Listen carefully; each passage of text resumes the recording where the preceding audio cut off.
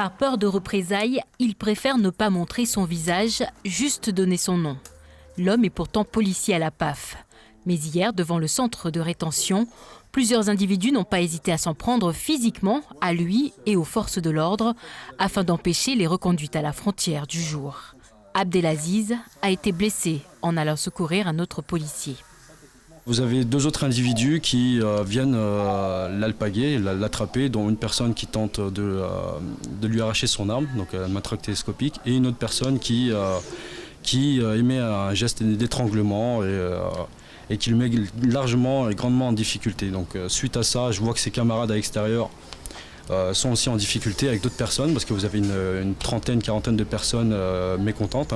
Face à peu près, vous aviez à peu près 3-4 policiers à terre. Donc j'ai pris l'initiative de sortir et de procéder à l'interpellation de l'individu qui était en train de l'étrangler et de plus aussi pour pouvoir dégager la route. Pendant que son collègue se fait traîner par terre, Abdelaziz est piétiné par la foule et blessé aux pieds.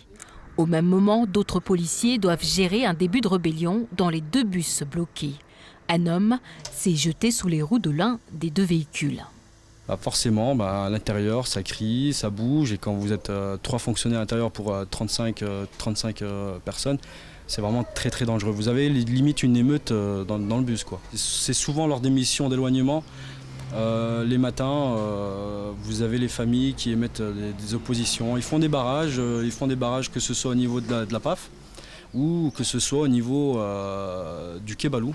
Des reconduites en hausse et des tensions de plus en plus fréquentes avec les familles qui s'expliquent entre autres par ces chiffres de 600 à 700 reconduites par mois pour un objectif fixé cette année à 30 000 éloignements.